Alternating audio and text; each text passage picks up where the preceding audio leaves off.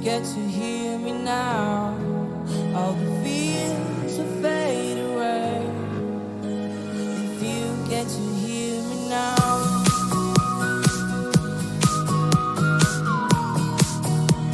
If you get to hear me now.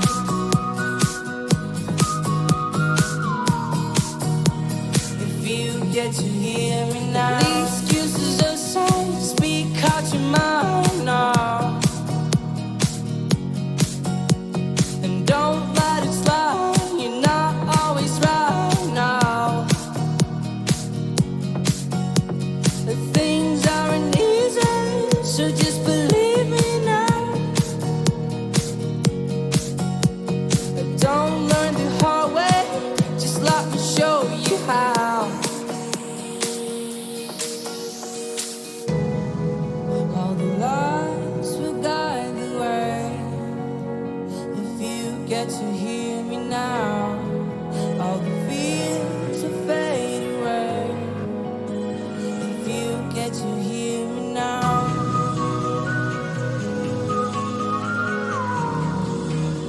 If you get to hear me now.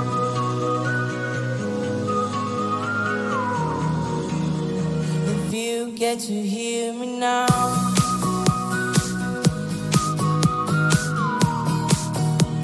If you get to hear me now.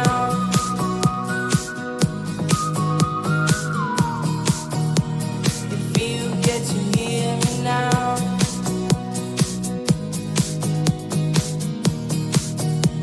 If you get to hear me now.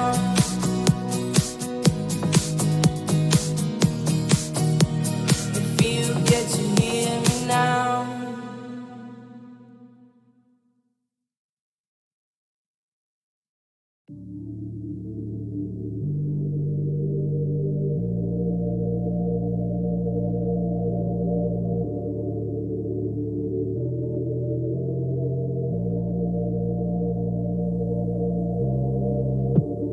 I still feel sad afterwards. I'm shaky, we lie in the dark. Got a cold heart for a new start. Ooh, ooh, ooh, ooh. My body knows that I've got a cold heart in the dark for a new start. My body knows, knows, knows, knows, knows, knows, knows. My body knows, knows, knows, knows, knows. My body knows.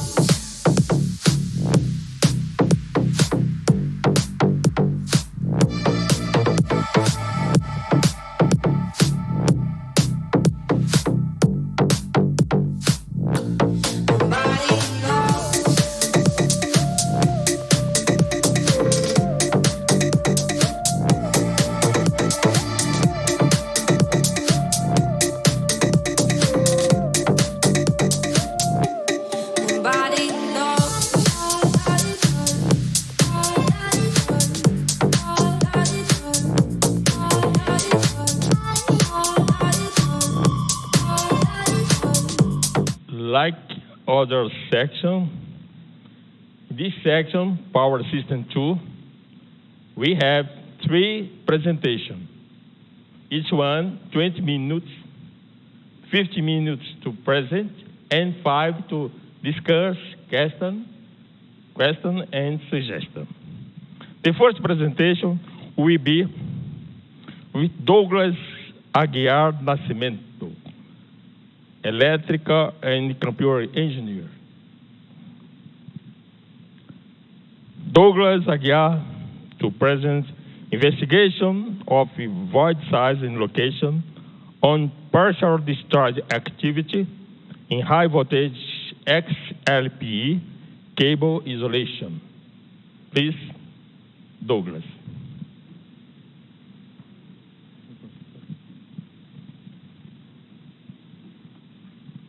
Dear colleagues, very good afternoon to you all. I'm Douglas Aguiar Nascimento. I'm very pleased to be here. I'm showing you about the investigation of void size and location of partial discharge activity in high voltage cross-linked polyethylene cable installation. At that time, I was working for Texas A&M University at Qatar, working as a researcher associate at the Smart Grid Center in Doha. I worked there for 4 months, approximately, and then I just arrived in Brazil for in 1 month and a half ago. So let's go. This is the agenda of the study.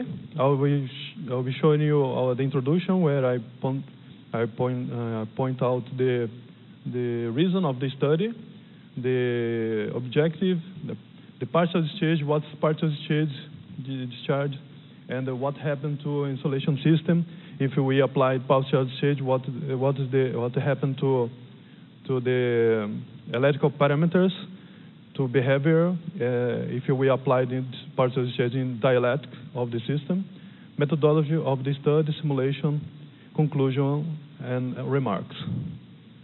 Well, as we know, any electrical utility must ensure about the reliability, economic, and safety aspect for every electrical asset. For example, if equipment explodes in a substation, for example, we should remove and replace this equipment. We call this corrective maintenance. It is the most expensive type of maintenance we have in engineering, correct? And one of the maintenance we can do is applying partial discharge. The partial discharge is a common method we can use to analyze the pre-collapse of electrical equipment. This kind of failure in equipment is due to electrical, mechanical. We can include here manufacturer issues and environmental stresses. Electrical, for example, lightning strike over the substation or over the electrical assets. Mechanical, hitting the ground during the transportation between the manufacturing to the client, and the environmental stress, which is high humidity or high temperature. So the objective here is to investigate the correlation between electrical parameters. I will show you afterwards, and the size of the location of the voids inside the insulation using finite elements analysis. These voids are just a cavity inside of the insulation.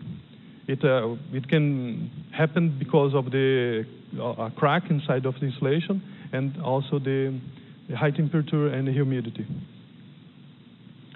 So, as we know, when a client needs to acquire a new equipment, the client must apply the acceptance test. One of the acceptance tests also is partial discharge. So, by using partial discharge, we are able to analyze the insulation system of the equipment, and this equipment should withstand high voltage gradients and overcurrent loads. So I'm analyzing here some electrical behaviors of the parameters using spheroidal cavity. This kind of cavity, spheroidal, we have lots of, we can do any geometry if we want, including irregular. But I'm using just regular cavity here, regular geometry. This is the most common geometry used by the state-of-the-art in power cables. And this kind of insulation, cross-linked polyethylene, is the application for marine and underground application. I'm using here just underground application. So inside of the cable, we have plenty of failures that we can address here. Okay, for example, cracks during for example, as I said before, during this transportation, or hitting the ground or hitting some surface and producing this crack. But I'm addressing here, I'm focused just in an air-filled void, which is caused basically by temperature, high voltage gradients over the nominal that the equipment should withstand. So if we are talking about some electrical parameters, we should address at least these four equations. The first one is the position equation. If the volume density of the charge is 0, we can apply the Laplace, and we can use the first equation to generalize in the third equation by using cylindrical coordinates, which they use for cables. And then we can reach also the fourth one to apply the intensity, the amplitude of the gradient. So this diagram actually is a very good representation that we can see the disturbance produced by the void over the flux lines. So the first interface here, we have a conductor, first layer. Second one, we have a dielectric, and third one is the ground. So I'm applying here the cavity, spheroidal cavity here. So we have first interface between air and the cross-linked polyethylene, and the second interface between cross-linked polyethylene and conductor. So this is the main usage of this work. We can work over this interface because of the void inside of the insulation system. So we can see the first case that the tangential component of the electrical field is continued. The displacement current density of the interface is non-uniform, and here we have a reflection law that states that the electrical field is not produced by charge, but the polarization of the material will produce the deviation in the flux lines. Okay, and the second one, I think everyone here of us know very well. In the core, we don't have the electrical field, okay, because there is no difference of potential inside of the core, and there may be an electrical field outside, external to conductor, but normal to its surface. That's just a little bit of theory behind. So we reproduce a design of the cable provided by Qatar General Electricity and Water Corporation called CRAMA. And we designed 7 layers for this cable, exactly 7 layers that cable provided by CRAMA. And the diameter, overall diameter for the cable is almost 94 millimeters, and the conductor core is 1,555 square millimeters. So it is very important to say that this deviation, the flux, is caused by three main things: the mismatch in the conductance, mismatch in the electric permittivity, and mismatch in dissipation factor. Basically, these are the main reasons to happen this, okay? So I'm using 3D model to develop the cable, but I'm using a 2D model to get the results by using work plane, as the state of the art are describing the methodology. So I'm following the authors of the state of the art, okay? So the length of the cable is 10 millimeters. The radius void standard is 1 millimeter. That is, I'm increasing and decreasing the size of the void and checking the results of the parameters. And this cavity was inserted in the middle, the right middle of the radial symmetric part of the cable, okay? And the simulation time is 20 milliseconds, which is very, very huge to analyze partial discharge. Once partial discharge happen in terms of until 10 nanoseconds. But I'm using 20 milliseconds because I want to analyze the whole cycle of the sinusoidal voltage. The size range is between 0.25 millimeters to 2 millimeters, with steps of 0.25 millimeters. Locations between 10 to 35 millimeters. The voltage applies 20 to 120 kilovolts instantaneous signals, and the frequency is 50 hertz. This is using the results using to finite elements analysis by Consol. Okay, I made all these results during 2 months and a half approximately. So the parameters, electrical parameters I chose for analyzing the behavior of the electrical field was current density in A by using the surface integration of the current density. We are able to get the pulse, okay, of the partial discharge. In B, we have electrical field, electrical displacement field, very good to analyze the stress transference. Also, the electric potential. As we can see, like the previous slide, they are totally symmetrical. The core is the center. The core is the center, right here.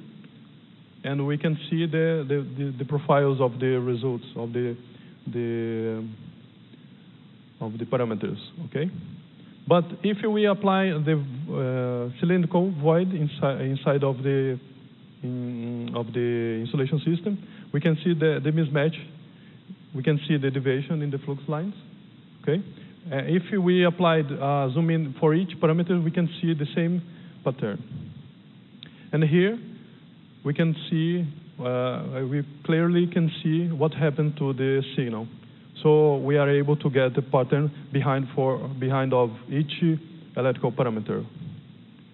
So I made 8 points for each parameter: electrical field, current density, electric displacement field, and electric potential.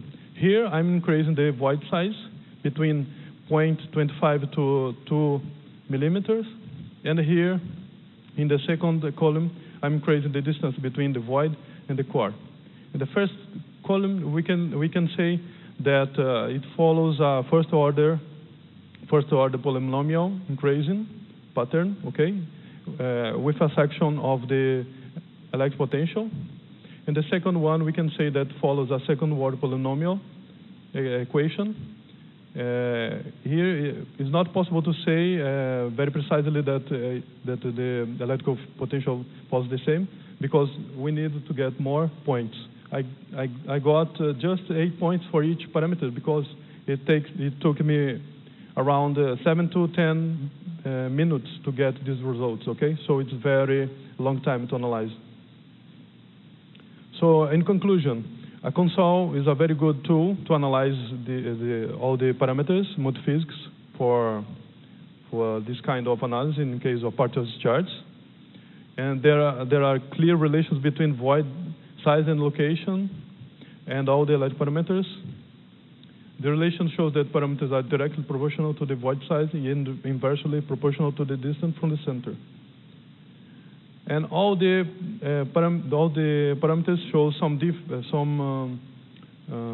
pattern according to that variation in the void, okay? But not in the case of the electrical potential. We need more data points to get a precise conclusion about that.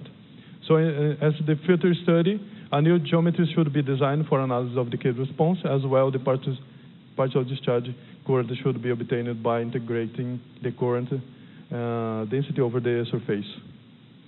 But this is just a cable. We can do this for aircraft. We can do this by hydro generators. We can do this for transformer, for lightning rods. Every equipment over medium voltage and over high voltage. Okay. So that's it. I would like to thank you, everyone. I'd like to thank you all the colleagues from Texas A&M at Qatar, especially Dr. Haytham Arbarabi and Shad Khalil. Also, Dr. Yuziano, who is my supervisor in the University of Campinas. And I'm very glad to work for Texas University and supported for Qatar Foundation. Thank you very much, and I will remain open for questions.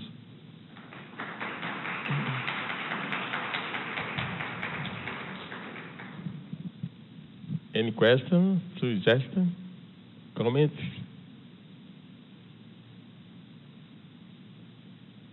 I have one. Please. Douglas, is practicable to use this partial discharge technique on big motors or generators? There is needed a specific training or equipment to use this technique? It's perfectly usable in this kind of equipment. Actually, any kind of equipment which has any insulation system, because partial discharge actually is a spark inside of the equipment. So we are able, using some instrumentation, some equipment, to acquire this spark in terms of charge and pulse, current pulse, and we can do it perfectly. Okay. About the training, there are some specific companies that provide some training. For example, CEPEL is one of them, and Omicron is one of this kind of company also. And we have plenty other companies that provide this kind of course. But some people address partial discharge like in patterns, okay? But we need more training. How can I say that? We can need more. We should use machine learning to do that, because some of that companies are using the specialists who usually has a lot of experience in this field. Okay. Okay. Any question more? No? Thank you, Douglas. Thank you very much.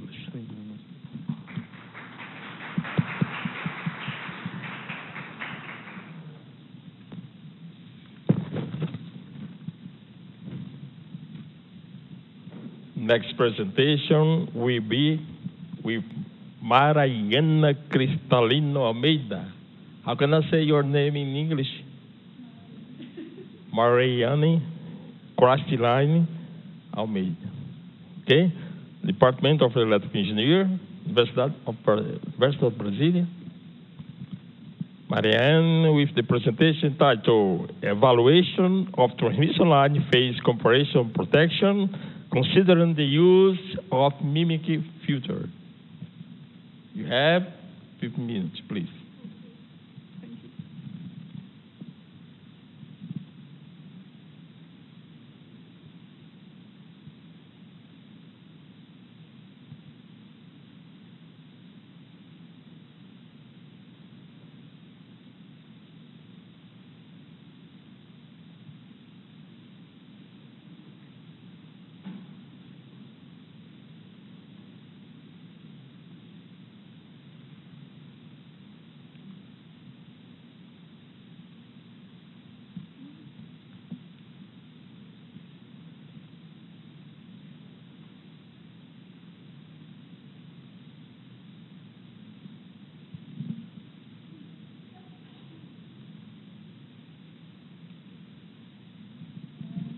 Good afternoon. Thank you all for your presence. My name is Mariane de Almeida, and I will present this article entitled Evaluation of Transmission Line Phase Comparison Protection Considering the Use of Mimic Filter. The authors are me and Professor Felipe Lopes. The presentation is divided into introduction, goal, phase comparison principles, digital mimic filter, time domain application, test power system simulation, results, and conclusions. Well, transmission line consisting the system equipment most prone to disturbance due to external causes, as short circuit caused by various reasons, like vandalism or electrical discharge. Then transmission line protection system must be fast and efficient in order to isolate the fault quickly, safeguarding the protected line. Then, because of this, Many studies have been conducted in order to reduce the tripping time of transmission line protection functions. And this brought several benefits, such as greater stability margins and less damage to equipment, safeguarding the transmission line protection. About the time domain protections is the high-speed ones because eliminates the need for phasor analysis. Then phase comparison protection is one of the protection that can be implemented in time domain. Well, the article goal is evaluation the PC protection performance when the original system current and the output of a digital mimic filter are taken into account as input signals. So, phase comparison principles is based on an analysis of angular difference between the currents measured at the local and remote terminals in a transmission line. And the current polarity are determined by the CTs, which are the current transformers, and a current entering the line is considered positive, and a current leaving the line is considered negative. So, in an internal fault, we have this situation right here. Both currents, local and remote currents, are entering the line. So, this one is positive, and this one is positive too. Then they are the angular difference between them is ideally zero. And in external fault or normal system operation, we have this situation. One current are entering the line, and the other one are leaving the line. So this one is positive, and this one is negative. Then they are ideally in counterphase, and the angular difference between them is almost 180 degrees. About a digital mimic filter, this filter aims to eliminate the DC component that show up in fault current signals. And in this work, the mimic filter proposed by Baeman-Wald is used, considering different time constraints. The time equal to a period, fundamental period, and equal to a line time constraint. So here we have an example of instantaneous signals of a solid single phase A to ground. And the blue one is the current mirrored at the local terminal, and the red one is the current mirrored at the remote terminal. From the figures, it is noticed that having superimposed DC components right here on the signals when a fault occurs. So when a digital mimic filter is applied on signals, this DC component is removed, as you can verify right here. Okay? Then this is what the digital mimic filter does. It eliminates the DC component. About the time domain application, we have here the instantaneous signals, and here we have the modulation of these instantaneous signals. After we obtain the signals filtered by a digital mimic filter, we modulate the signals. So in this modulation, considering a half-cycle approach, when we have a positive half-cycle, resulting in a high logic values, and a negative half-cycle resulting in zero values, then the modulation is performed. To apply also the full-cycle approach, the opposite is also accomplished. The negative results in a high logic values, and the positive result in a zero values. After obtain the modulation, the pulses are processed by an AND logic gate right here. So in a pre-fault steady state, the AND gate results in a narrow pulses. And when occur a fault, the pulses became wider, as you can see right here.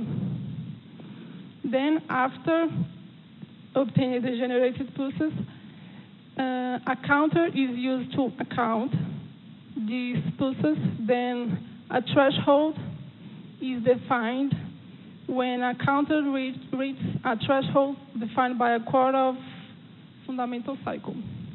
Then this is the time domain application for PC protection. We have the instantaneous signals, then the modulation, the AND gates, and then counters.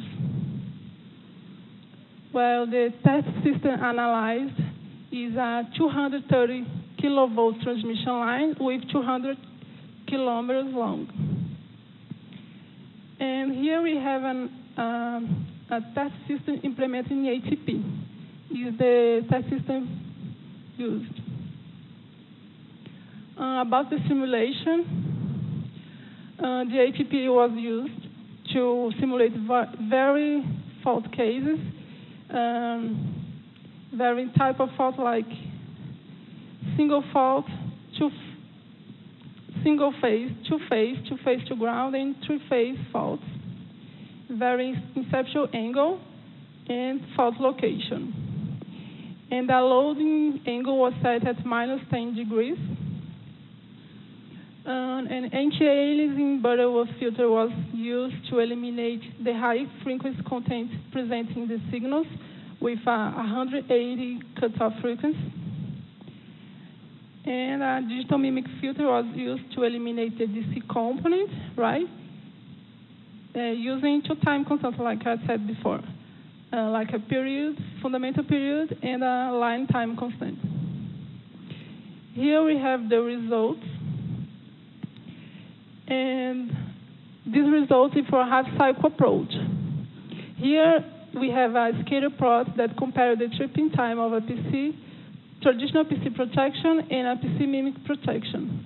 Here in the ABC, so we have the traditional PC, and the originator we have the PC mimic, which is the PC protection applying the mimic filter. Then here we have the line with 45 degrees that divides the quadrant into two parts. Then points above and below the line indicate slower and faster tripping times for a PC mimic filter, PC mimic protection. And from the result, in overall, the PC mimic was faster, as you can see right here. But the results are not so significant. The average tripping time was 13 milliseconds for a PC, traditional PC, and about 11 milliseconds for a PC mimic for both time constant. So we can see that the results are not so significant. And some points above the line is noticed that show that in some cases the use of mimic filter are not beneficial.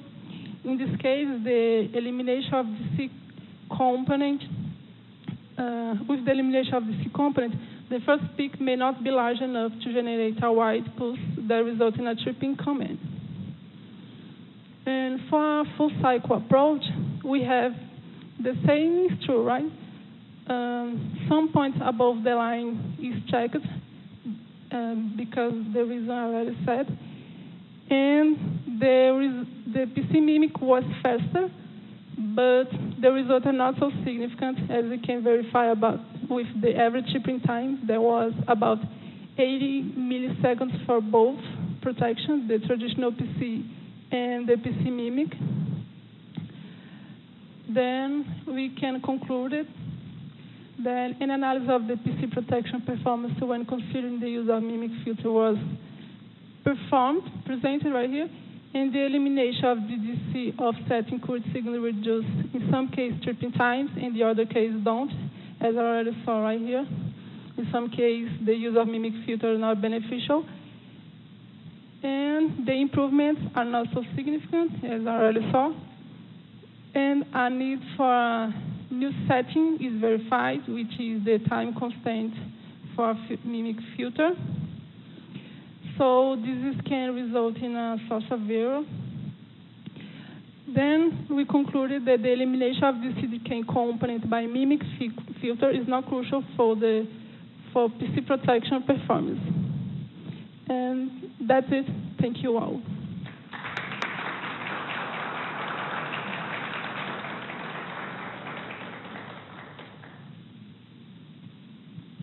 Any questions, comments?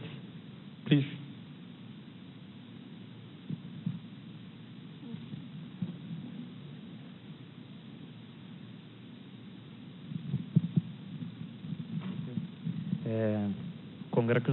Congratulations for your presentation, Marianne. Thank you. I will try to contribute for your paper and try to talk in English because it's so difficult to me. Okay. So you can you put in the slide of results and dispersion? Yes. So you can observe some points above the zero line, Yes. diagonal line.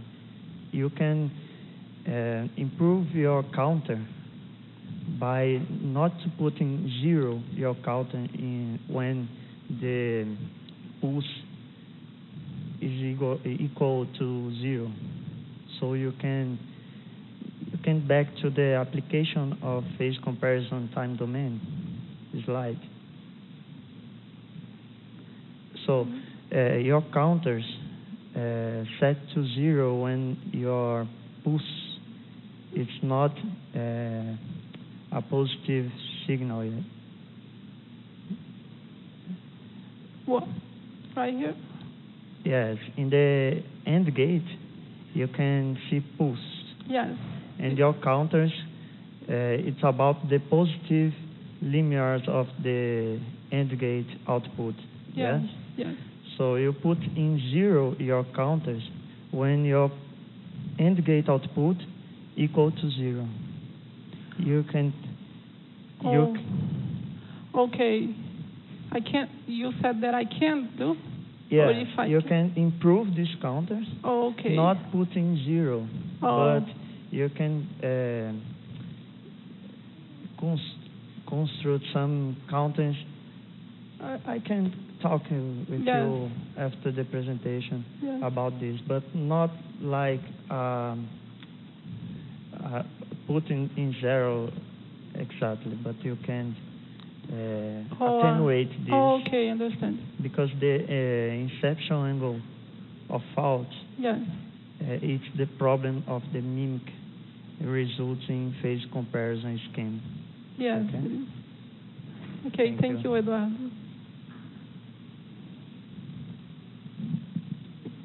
Any questions more? A little.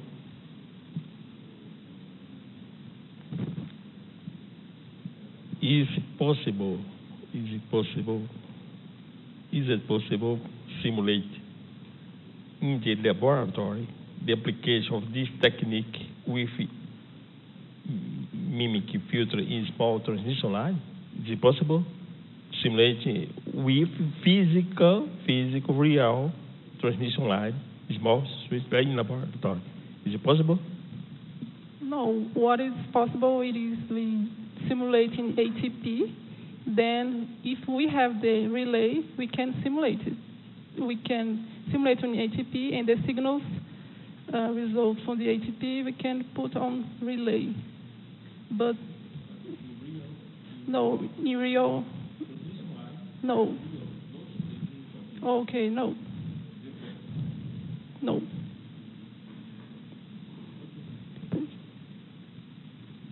Okay, thank you, Mariana.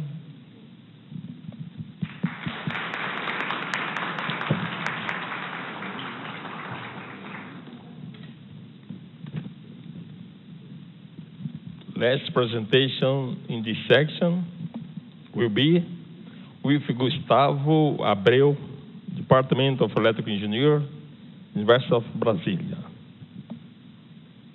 A long title, I'll try to read. Influence of traveling wave detection sensitivity on transient pattern recognition-based single and default location approach. I forgot the first word. Okay, no problem. You have 50 minutes, Gustavo. Just a moment.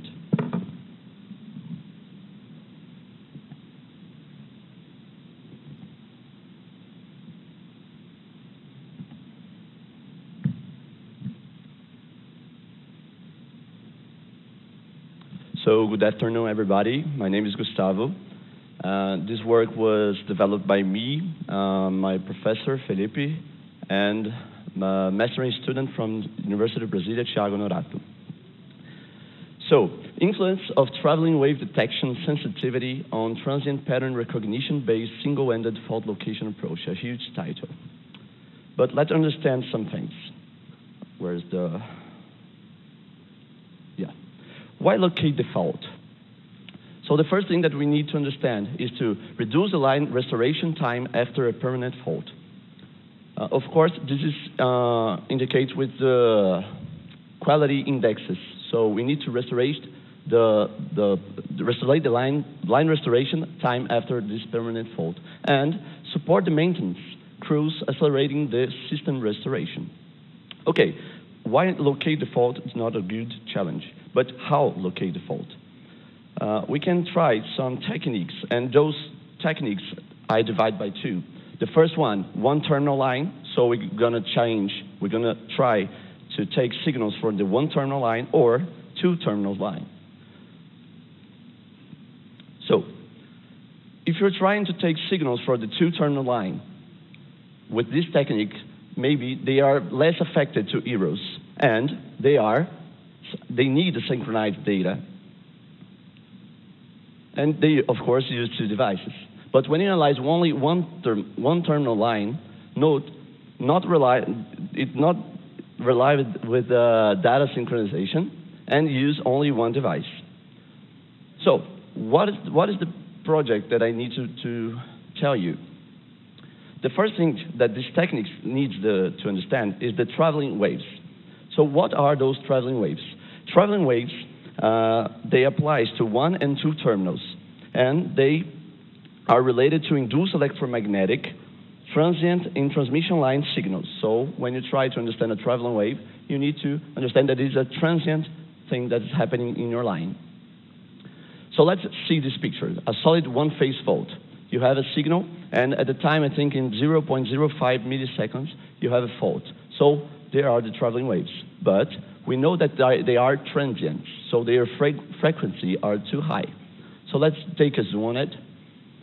And now you can see those traveling waves. Traveling waves here, you can see with those steps. These are the traveling waves. Here, the first traveling wave, the second one, and the third one. And remember, we can use them for locate the fault. But to understand of traveling waves, not so easy. If you can see here, to analyze the steps is the difficult thing. So we try to filter it and have a more visual thing. So we pass it into the differentiators Muffer filter. Let's understand what this filter does. The input signals are filtered by using the DS filter, whose output facilitates the identification of wavefronts.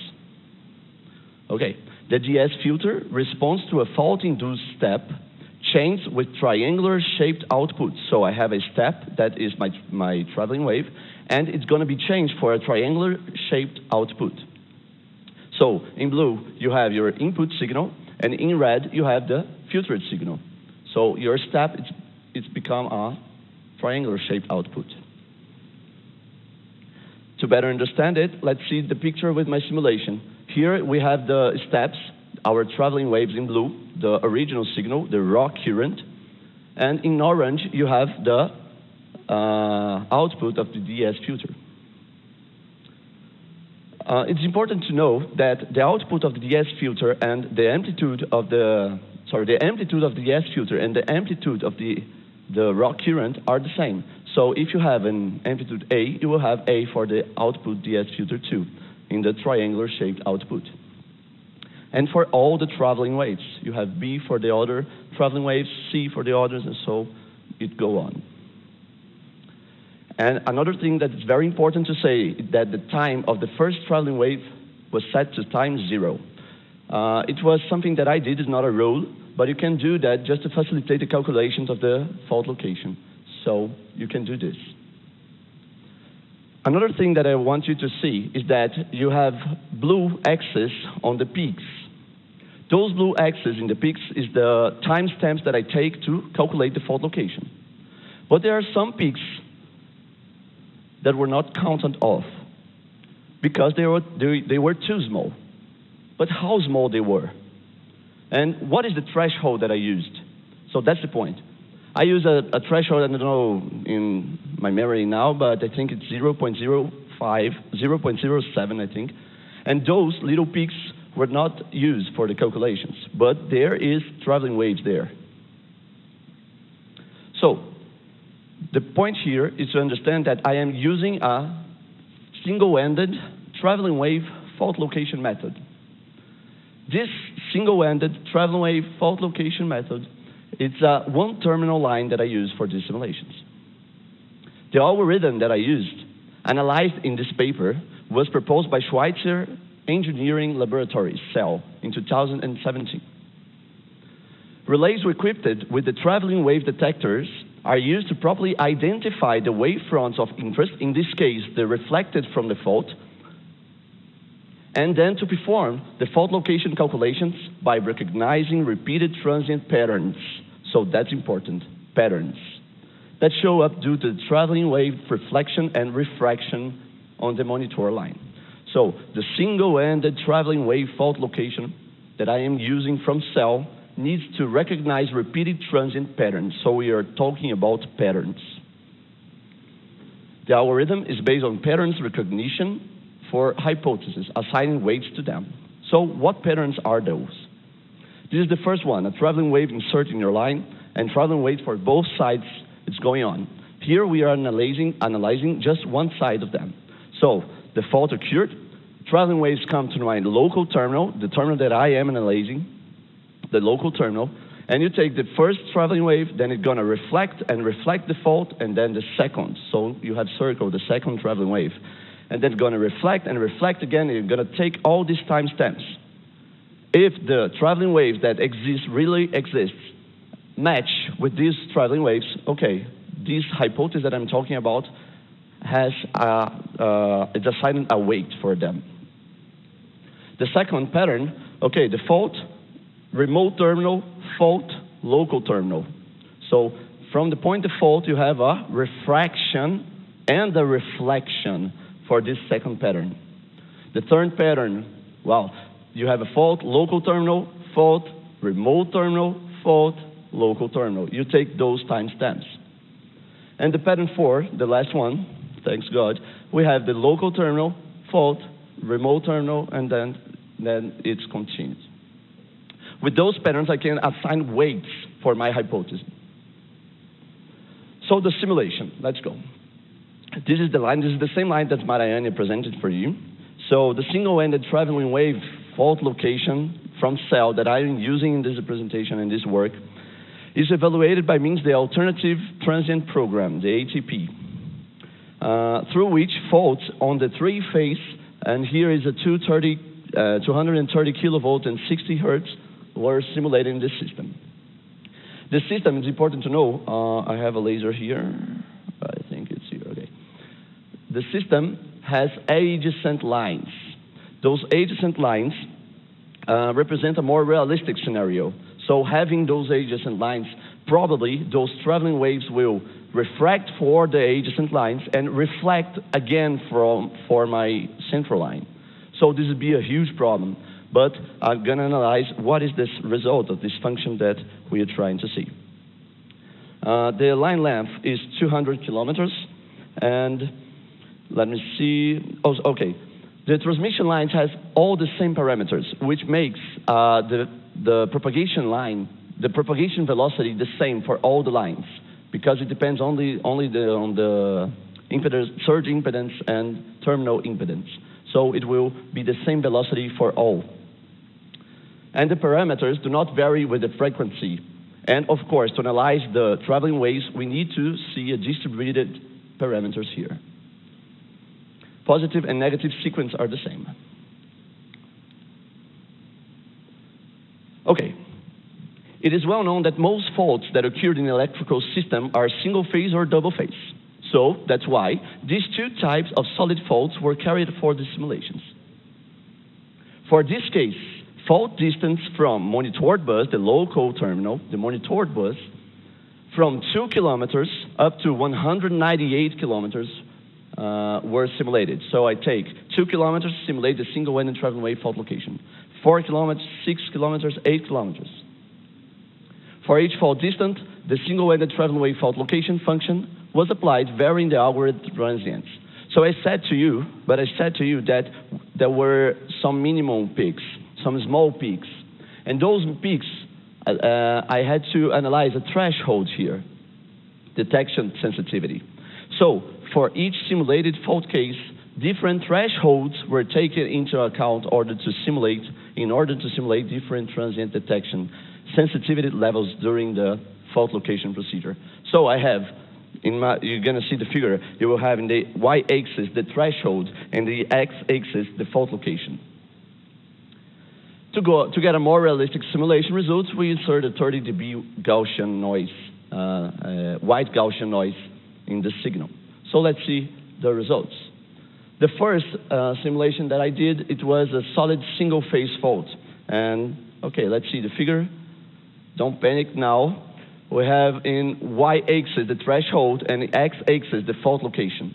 You can see that when you have a markable, a blue markable, it means that the single-ended traveling wave fault location has a good result.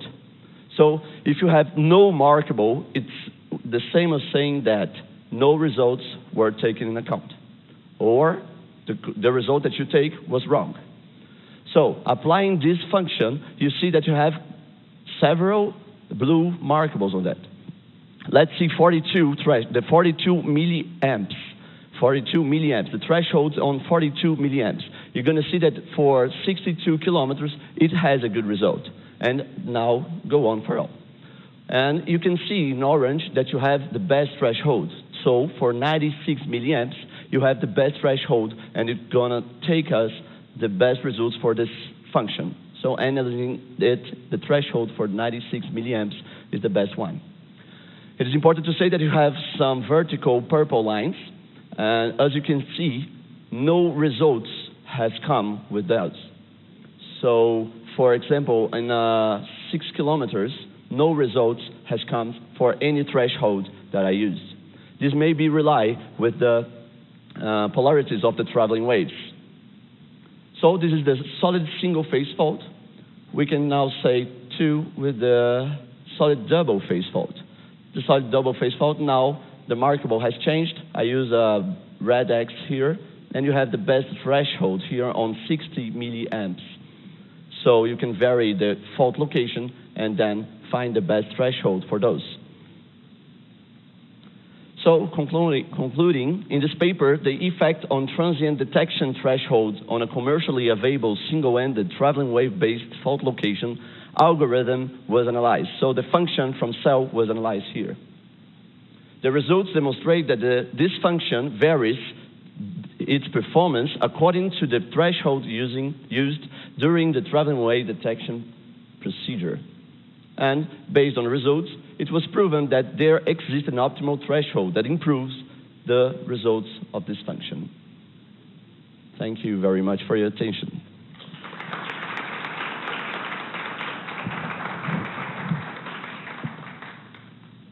Any questions, comments, suggestions?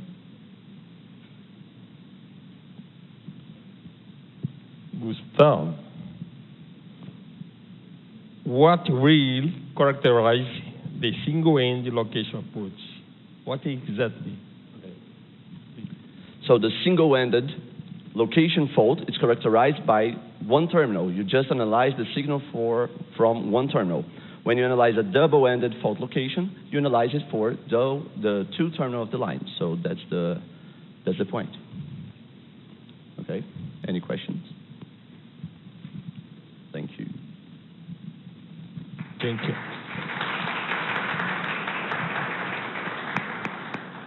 Next section with the Professor Rafael Timóteo.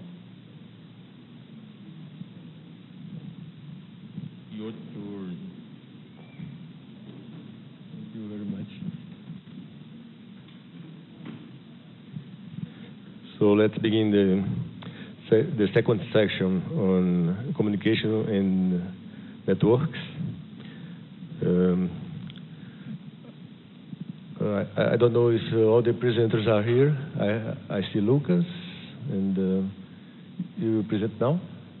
No?